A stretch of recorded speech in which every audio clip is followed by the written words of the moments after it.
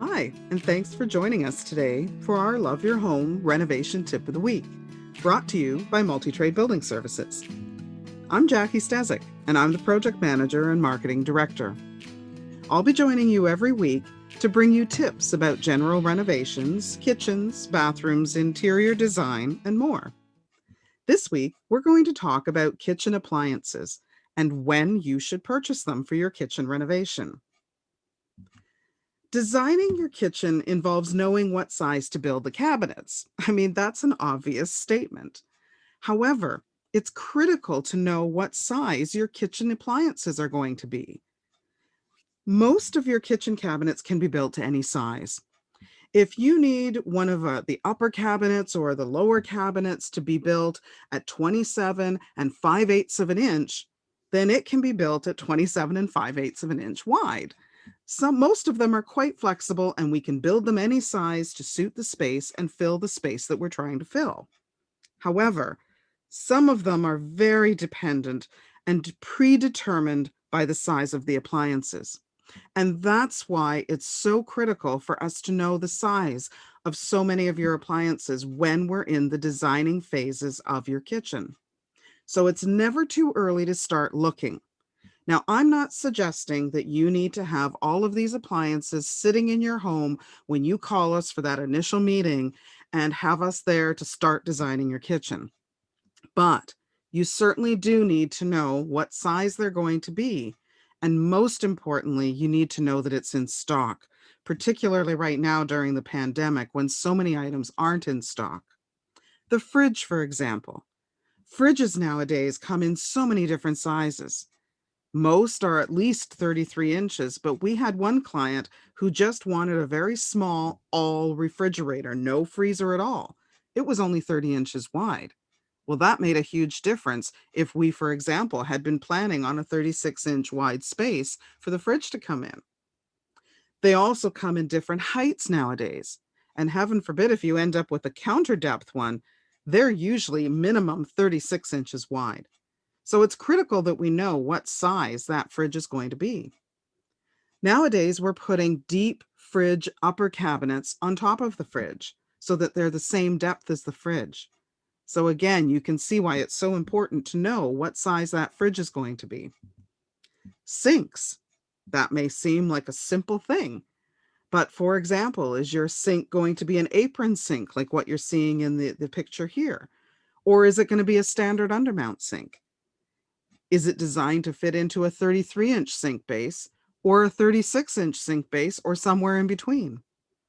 It really is important to know exactly what type of sink you're planning on using. And what about the microwave? Well, boy, oh boy. When microwaves first came out, you just plunked it on the counter, plugged it in, and away you went. Nowadays, there's so many different options for microwaves. Sure, you can still buy a small microwave, put it on your counter, and you're done. But there's built-in microwaves like the one that you see in the photo here. What about a microwave exhaust, the type that you mount to the underside of an upper cabinet and put it over your stove and it doubles as an exhaust fan? Or what about the new ones, the microwave drawers? You usually put those in an island and pull it open like a drawer and drop your food into the microwave. Wow, this is the age of the Jetsons. And microwaves can be almost anything you can imagine. What about the chimney vent or the fume hood? Well, first of all, depending on whether you're putting a chimney vent in, like the one in the photo here, or a fume hood, decides whether you're going to have an upper cabinet for it to attach to. So if it's just a chimney vent, there's no upper cabinet. If it's a cabinet mounted fume hood, well, we need to make sure that there's a cabinet there. And we need to make sure that it's the right size. So you're starting to see, I'm sure now, why it's so important for us to know the specifications of the appliances that you intend to buy. What about the stove? Again, stoves used to be 30-inch stoves, and that was it. Well, that's gone. Nowadays, you can have a 30-inch stove, a 36-inch stove, or even a 40-inch stove. And what about the option of having a combination of a wall oven and a cooktop, like what you see in the photo here? Well, that's a completely different kitchen configuration.